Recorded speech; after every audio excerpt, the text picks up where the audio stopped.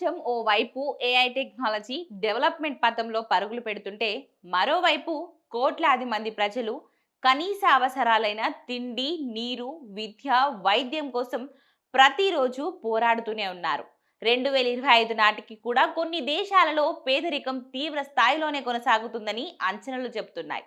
ఇక యుద్ధాలు, రాజకీయ అస్థిరత, అవినీతి, నిరుద్యోగం, ప్రకృతి వైపరీత్యాలు వంటి సమస్యలు ఈ దేశాలను పట్టి పీడిస్తున్నాయి.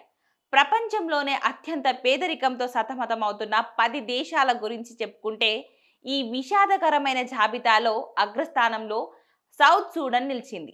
ఇక్కడ ఏకంగా 82% మంది జనాభా దారిద్ర్య రేఖకు దిగువన జీవిస్తున్నారంటే ఎంత పేదరికం ఉందో అర్థం చేసుకోవచ్చు.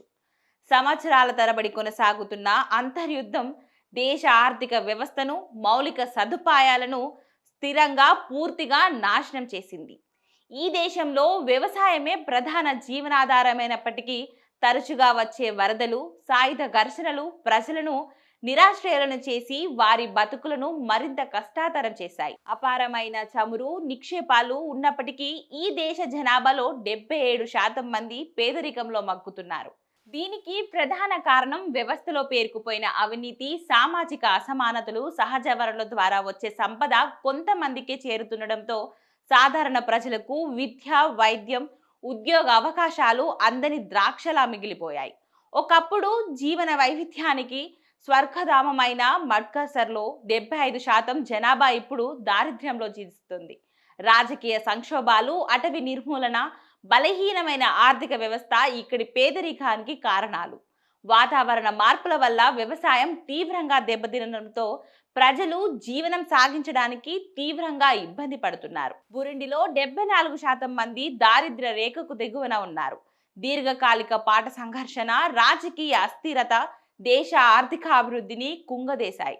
ముఖ్యంగా గ్రామీణ ప్రాంతాలలోని ప్రజలకు స్వచ్ఛమైన నీరు, పారిశుద్ధ్యం, విద్య వంటి ప్రాథమిక అవసరాలు, సౌకర్యాలు కూడా అందుబాటులో లేవు. దవల్బల పాటు సాగిన అంతర్యుద్ధం, హింస ఈ దేశాన్ని కోలుకోలేని విధంగా దెబ్బతీశాయి. ఇక్కడ 68% జనాభా తీవ్ర పేదరికంలో ఉంది.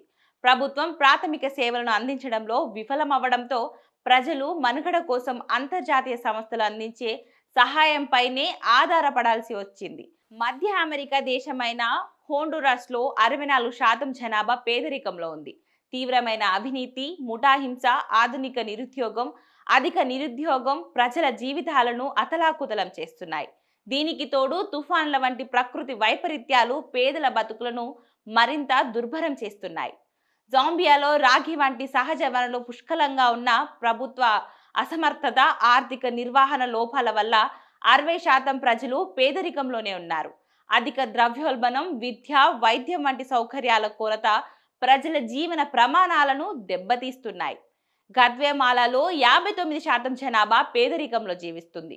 ఇక్కడ పేదరికానికి ప్రధాన కారణం సామాజిక అసమానతలు, భూమి, విద్య, వైద్య సేవలు కొందరికే పరిమితం కావడం, ముఖ్యంగా స్థానిక ఆదివాసీ సమాజాలు అభివృద్ధికి దూరంగా ఉండడం ఈ దుస్థితికి కారణం. కాంగో డెమోక్రటిక్ రిపబ్లికన్ ప్రజలు ఖనిజాలలో సమృద్ధి ఉన్న అంతర్యుద్ధం, అవినీతి, అసమర్థత పాలనతో పీడించబడుతున్నాయి.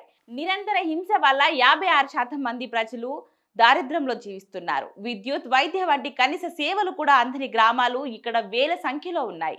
ఈ ఆఫ్రికన్ దేశాలలో 58% జనాభా పేదరికంతో పోరాడుతుంది. అధిక నిరుద్యోగం, ఎయిడ్స్ వంటి ఆరోగ్య సమస్యలు, విద్యా వ్యవస్థ వైఫల్యం ఇక్కడి పేదరికానికి ముఖ్య కారణాలు. వ్యవసాయంపై ఆధారపడిన ప్రజలకు భూమి, వనరుల కొరత తీవ్ర ఆర్థిక సంక్షోభాన్ని సృష్టిస్తోంది.